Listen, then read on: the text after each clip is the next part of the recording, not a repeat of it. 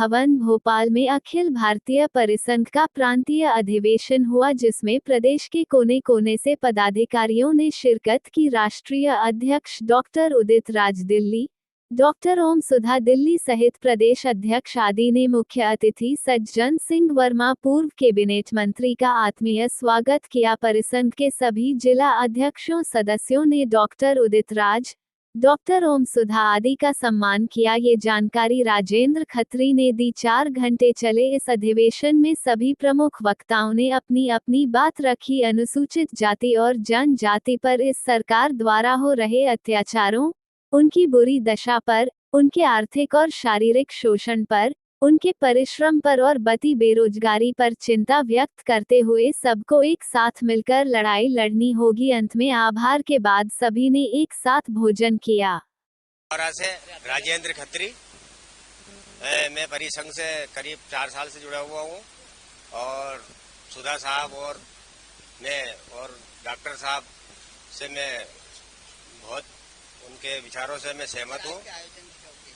आज के आयोजन का ये उद्देश्य है कि हमारा जो SC, ST, OBC जब हम हैं 84 तो आरक्षण क्यों है 84? इस बात को लेकर हम यहाँ पर एकत्र हुए हैं। हमारा समाज बिखरा हुआ है, उसको एकत्र करना है। हमारी शक्ति इतनी है कि उसमें प्रधानमंत्री भी झुकता है, फिर अपन बिखरे क्यों है? उन सबको बिखरों को जोड़ने के लिए ये हमारा संघ परिसंघ डॉक्टर उदित राज के नेतृत्व में आयोजित हुआ है। जय हिंद, जय भारत।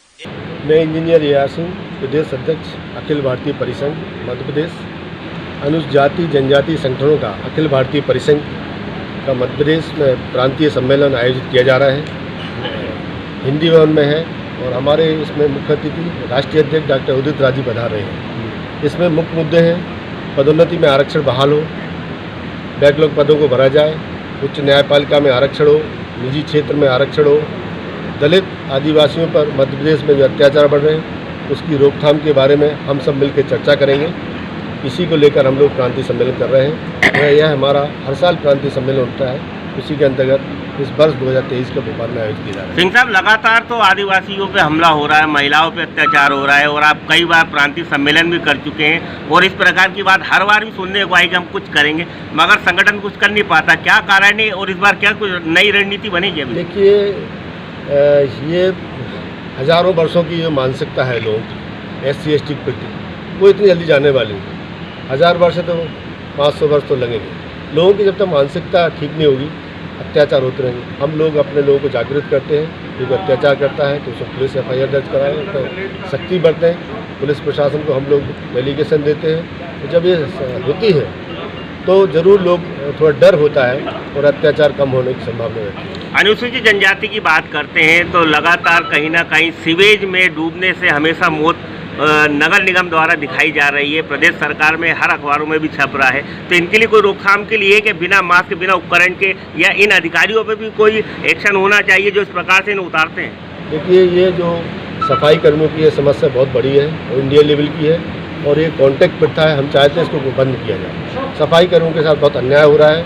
आज भी उनको मेला ढोते हैं, सीवर में खुद जाके सफाई करते हैं। उनको कोई जो ऑपरेटर्स हैं, इक्विपमेंट है, वो नहीं दिए जाते हैं। यह सब लेकर हमारे सफाई कर्मी आज आ रहे हैं। उन पर भी चर्चा होगी, उनकी बिंदुओं पर होगी और आगे जाके हम शासन को अवगत कराएंगे अपने प्रतिवेदन में। अनुसूचित जातियों में महिलाओं को बहुत ही पिछड़ा वर्ग से देखा जाता है, ना ही उनके उत्थान के लिए कोई कार्य। तो ऐसा कोई आपका संगठन जो कार्य कर रहा है, उनके उत्थान के लिए कुछ काम करेंगे महिलाओं के लिए खास तौर से? देखिए, महिलाओं को तो हमेशा सेकेंड ग्रेड में माना गया है, चाहे हिंदू धर्म हो।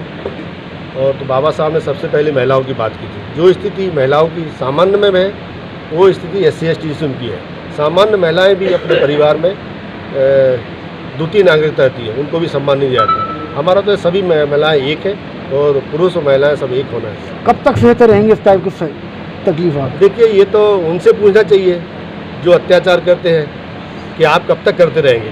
हम लोग तो बचाव कर रहे हैं, उनसे तो जब तक वो नहीं चाहेंगे तब तक ये संभव नहीं है। अनिल गुलाई, अनुसूचित जाति जनजाति परिसंघ व्यापारी प्रकोष्ठ का प्रदेश अध्यक्ष। और आज परिसंघ का प्रांतीय अधिवेशन हिंदी भवन में होने जा रहा है और इसमें प्रदेश के विभिन्न जिलों से हमारे पदाधिकारी सम्मिलित हो रहे हैं। कार्यक्रम का मूल उद्देश्य है भारतीय संविधान को बचाना न्यायपालिका में आरक्षण को लागू करना,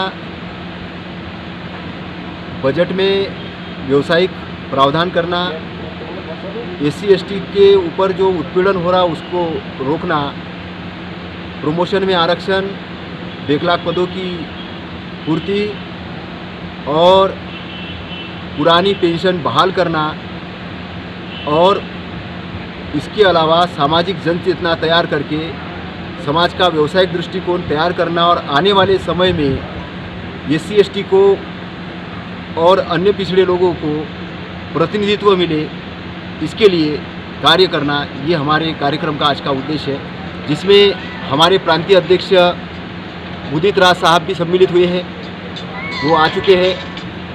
इसके अलावा हमारे प्रदेश के अध्यक्ष परिसंघ के ER सिंह साहब भी पधार रहे हैं और ये कार्यक्रम सफल हो रहा है बहुत बड़े पैमाने पर। आप संविधान की बात कर रहे हैं और सिर्फ SC/ST की बात करते हैं, तो बाकी संविधान में लिखा नहीं है कि बाकी जाति संघों का भी हम संघर्ष करें साथ में?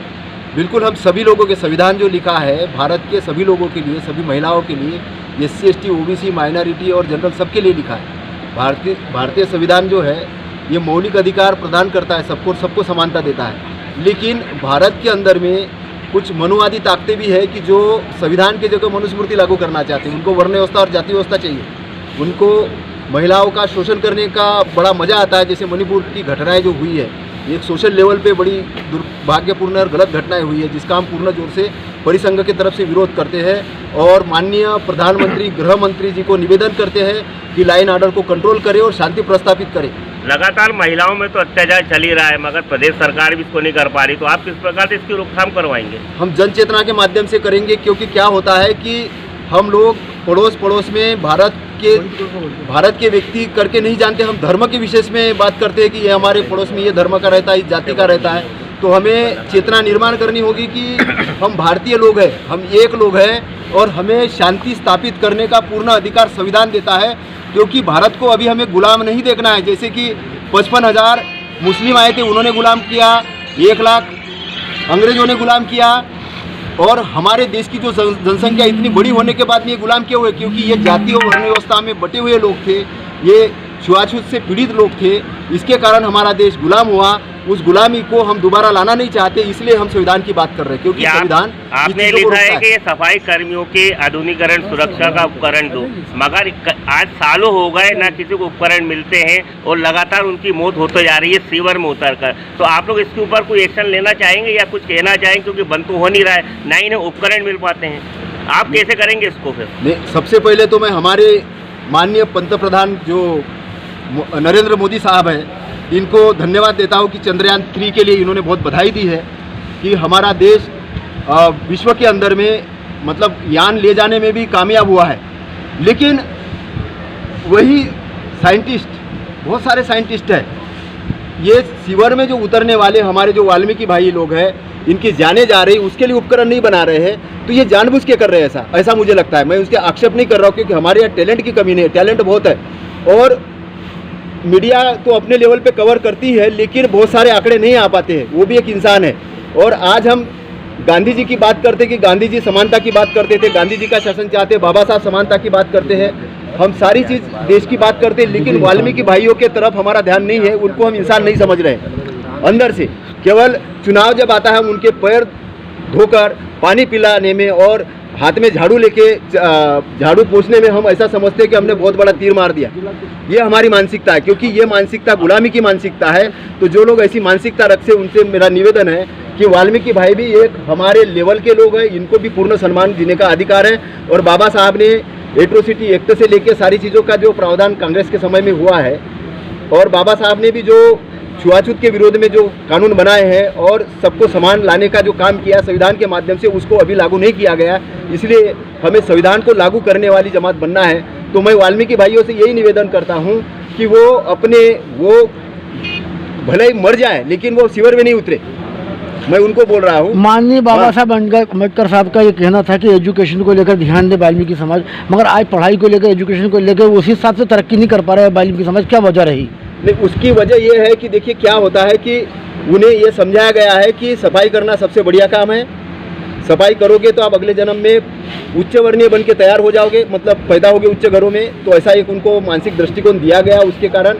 और दूसरी चीज़ ये है कि उन्हें जो मूलभूत सुविधाएं मिलनी चाहिए थी वो नहीं मिली है, जन चेतना नहीं जागी है उनके। इसमें जो शराब वगैरह का बहुत ज़्यादा चलन प्रदान किया जाता है, चुनाव के अंदर में उनको गुंडों के रूप में अपनाया जाता है सुरक्षा के लिए। राजनीतिक जो नेता है उनको अपनी ढाल बना के इस्तेमाल कर रहे हैं, जिनका हम पूर्णजोर तरीके से विरोध कर रहे हैं। और वाल्मीकि युवाओं को ये बोल रहे हैं कि बाबा साहब को पढ़ो, जनजागृत होकर अपने समाज को करो और परिसंघ की मदद लो, और साथ में जो SC/ST के और अन्य बुद्धिजीवी लोग हैं उनकी भी मदद लो।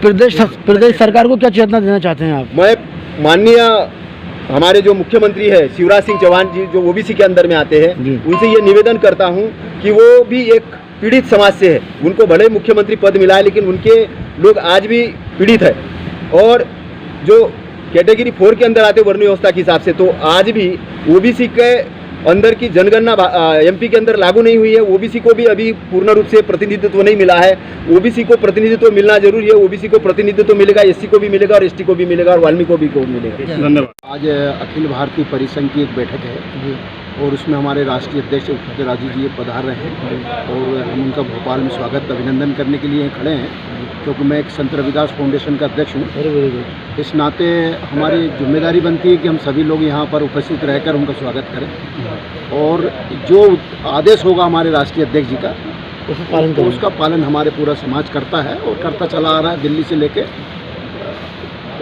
से लेके पूरे भारत तक, मतलब उनका राज है पूरे उदित राज जी का। नाम बताइए सर। महेश नंद मेहर, राष्ट्रीय अध्यक्ष संत रविदास फाउंडेशन भारत। धन्यवाद। परिसंघ का जिलाध्यक्ष हूँ और मैं यहाँ ये प्रांतीय जो सम्मेलन हो रहा है उसमें अपने सभी साथियों के साथ में यहाँ पर उपस्थित हुआ हूँ। हमारा बुंदेलखंड जो क्षेत्र है वो सामंतरी से पहले से पीड़ित रहा है, लेकिन आज हमारे समाज के लोगों ने बाबा साहब के मिशन को लेकर के अनेक संगठनों में होते हुए भी हम संघर्षरत हैं और शिक्षा के क्षेत्र में, हर क्षेत्र में, चाहे सामाजिक संघर्ष की लड़ाई की बात हो, चाहे हमारे शिक्षा की हो, चाहे हमारे अधिकारों की हक की लड़ाई हो, हम लोग सभी इसमें संघर्षरत रहते हैं। उद्देश्य ये बताइए। इस कार्यक्रम का उद्देश्य है कि हम सभी जुड़ें और हमारे बाबा साहब के मिशन को आगे बढ़ाएं। चुनाव सर पे है जी, इस प्रांतीय सम्मेलन को लेकर, कहीं चुनाव को लेकर तो आपकी कोई रणनीति नहीं, इस तरह का कुछ नहीं है। हमारा तो ये मिशन पहले से चल रहा है।